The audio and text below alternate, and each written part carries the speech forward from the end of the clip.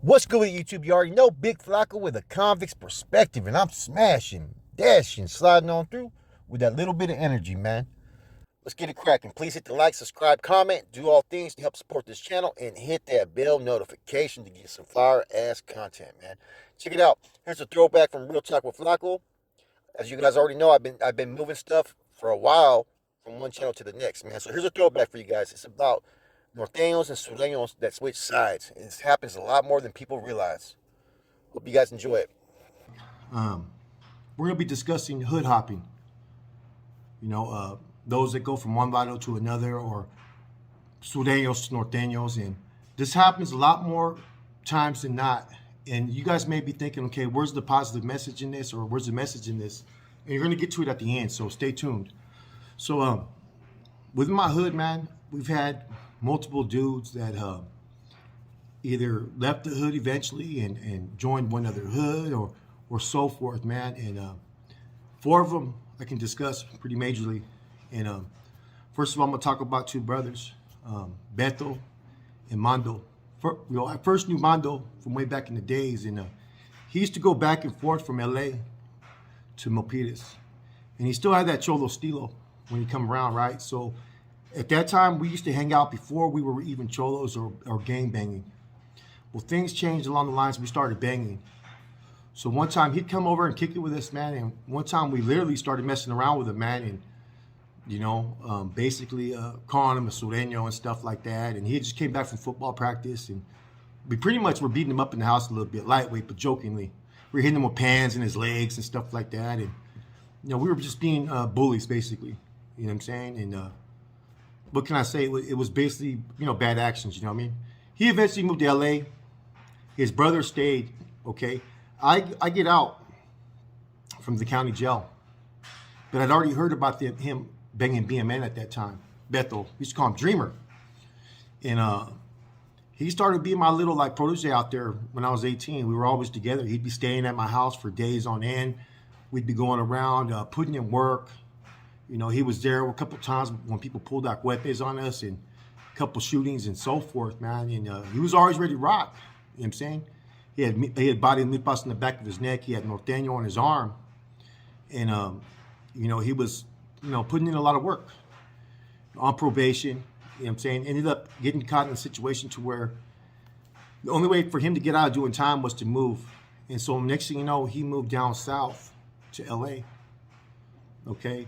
In the process of him moving down south to LA, I remember he had Norteño on him. He had Vado Minipas on him. He ended up becoming from 18th Street, as well as his brother. So it was kind of a shocker. When I found that out years later. Now back then, you got to remember, I was still out there banging hard. You know what I'm saying? So first time his brother came down, and I heard that he was in the neighborhood kicking it with his family member at another homeboy's house. I didn't know what was going on. I show up over there, man, and I heard he's from 18th Street.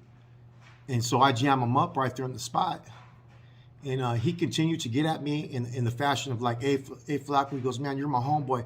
If you were down south in LA, he goes, I'd rock with you, I'd defend you. And I was kind of in my old behaviors, man. And because I was in front of a homeboy's pad where his mom was at, I didn't want to take action, man. And I told him that's the difference between us Norteños and you Sureños, man. We don't play that shit. I'm gonna catch you slipping. He was kind of scared a little bit, man. Then I also found out his brother was back at a motel and stuff, you know what I mean? And so he was actually kicking it, okay, with a homeboy named Monkey, his brother, from my hood.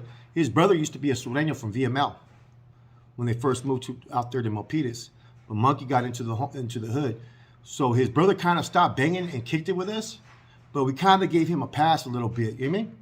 So we find out, I show up to the motel looking for dude. Had someone knock on the door, boom, I creep up in the house. Where's Beto?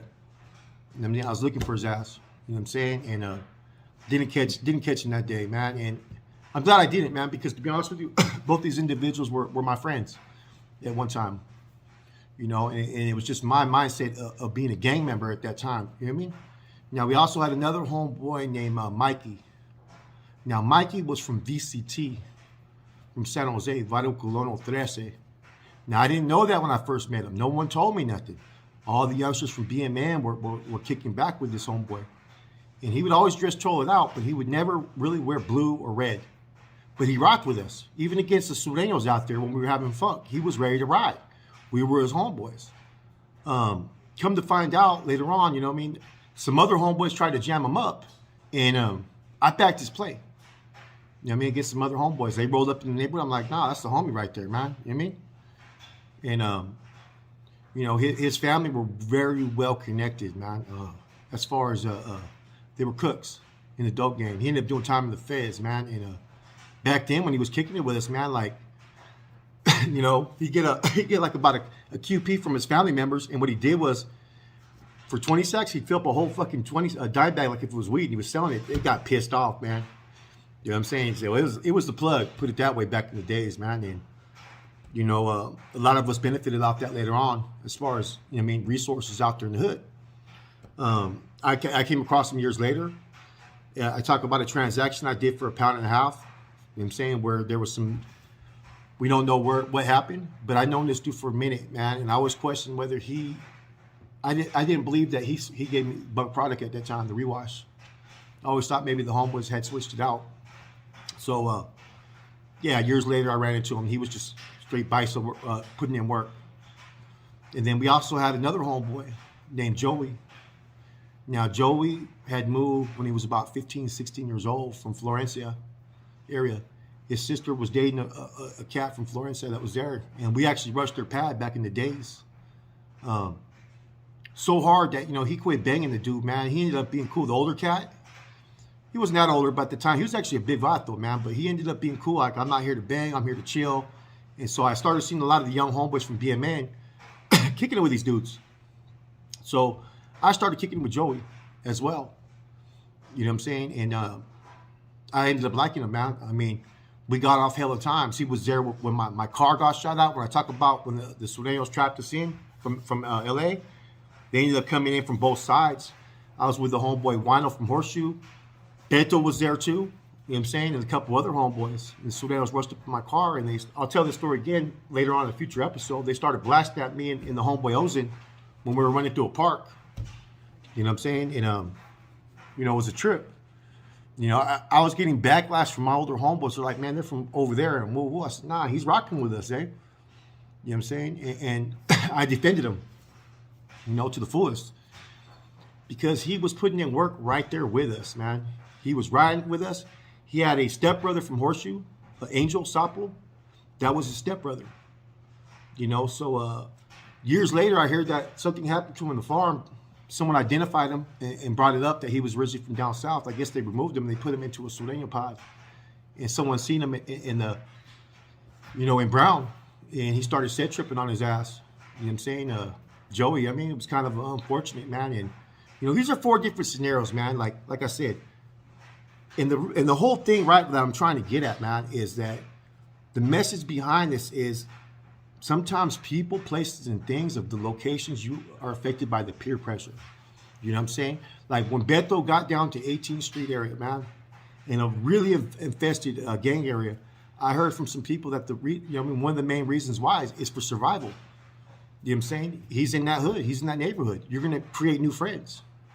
You know, same thing with his brother. And the same thing with Joey. When Joey moved from LA, you know what I'm saying, after the Milpas. You know, and same thing with the homeboy Mikey. When he moved from San Jose to Milpas. You know, they were affected with the hood that they lived in. But when they got there was no one else that was Raza except for us at the time. And we had a lot of homeboys, anybody knows, that speaks fluent Spanish. A lot of homeboys are traditionally from Mexico. So we never pushed away Raza out there. It was a whole different ballgame. And these dudes were well liked. You know what I'm saying? And the message behind this is that it's all about sometimes peer pressure of where you live. Sometimes gang influence doesn't just come because you want to be a part of it, but because sometimes you may feel forced into it. You know, and I think each one of these individuals, they flip-flop in some senses, but then at the same token, they got to know each one of us individually. You know, like Beto and Mondo, they're over there. They have LA tatted on them, 18th Street now, but they were my homeboys. You know what I'm saying? They rocked with us. You know, same thing with Joey. You know what I'm saying? Joey was out there putting in work. He couldn't help it that he was originally raised in Florencia and then ended up moving back. That was his choice. That was his family's choice. And so sometimes you come into these environments and you don't know anybody else. You're going to gravitate towards those that are there. It's what I call peer pressure, influence. So not every time you just see, that's what I'm saying. Geographical locations and circumstances are going to have a big impact in what you end up claiming or what you represent. You get what I'm saying? You know, we've had certain homeboys that were originally from San Jose, and they moved out when they were 16, 17, never got no hood. They ended up getting their hood and banging milpas. Stuff like that happens, you know, but it's kind of crazy, you know what I mean, that we had so many stories of those who were either part of a hood from down south, you know what I mean, or an upstate hood up north, or they moved from up north down south and became part of that group. I mean, this is just the reality of it, man. And, you know, looking back at each one of these individuals, I can tell you, I mean, all four of these guys are, well, three of them are all currently active Surenos, but they were my homeboys. I mean, stayed the night at my house, stayed the night at each other's house. You know what I'm saying? Put in work, did shootings and so forth. You know what I'm saying? So, you know, like I said, sometimes you're just a product of your environment. You're influenced and peer pressured by that. And that's the message behind this spill. You know, I don't think sometimes we have a choice of what direction we want to go. It's what's around us is what we gravitate towards. You know, maybe it would have been different, you know what I mean, for some of these individuals if there would have been some more Surenos in our town. But actually, when the Surenos moved into our town at that time, which was around 96, they came, a lot of them came from LA and they moved into an apartment complex in Indian Hills. They shot at my car, I shot them back, I shot a couple, they shot at us. It was a back and forth thing. And I can say that these dudes, because they rocked with us, were rocking against them too. You know what I'm saying? So it's just a crazy story, man, of how friendship sometimes can influence what direction you go and peer pressure and so forth, man. You know, and, you know, I was thinking about this topic and spill just to how to express it, but these are real stories, man. And a couple people know these individuals. They know I'm not BSing about it. You know what I mean? Actually, there was 5 because the homeboy Monkey's brother was actually a Sureno from VML, but he quit banging when he got to Milpitas. Because there was no, at that time, there was no Surenos in Milpitas. They didn't come around till about 95. And it was all ones from LA, believe it or not. And they were pretty deep. You know, and they brought a whole new element to the game because they were bringing pistol play. You know what I mean? And they were bringing them heaters, man. But they were going, bah, bah. My little shit was going, pop, pop. You know what I mean? It's what it is, man. But they forced the whole element to change, man. And, you know, this is just a quick little spill, man, for Sunday afternoon. I thought I would touch on, man. It's kind of interesting, man, because I think this happens more often than not, and people don't realize it. You know what I'm saying? And it's kind of hard because, you know, what do you do when you move into a new neighborhood that's infested with one particular group? Do you just hide out? Do you continue to bang what you bang, or do you adapt to what you have? You know, a lot of this occurred because of the youngsters from the young generation. And so I was kind of, to be honest with you, besides Beto, because Beto never was a Sureno before, the other cats, I was kind of hesitant. You know what I'm saying? Once I found things out. But once I started hanging out with them and they were putting in work with me and they were getting shot at with me, they were ready to rock. They were ready to ride. It just, you know what I mean? I have to respect it, man. They were there as friends. You know, and they never really were, besides Beto, the other ones never really said Norte, but they would sometimes even wear red at the time. You know what I'm saying? And even rock with the homeboys in the county jail. I mean, Joey did for a minute, but I guess something happened where he was found out, man, and stuff. You know what I mean? Anyways, quick spill Sunday, man. I just want to let everybody know I send my respects and saludos, man. Continue to move forward. It's your boy Flacco. I'm out.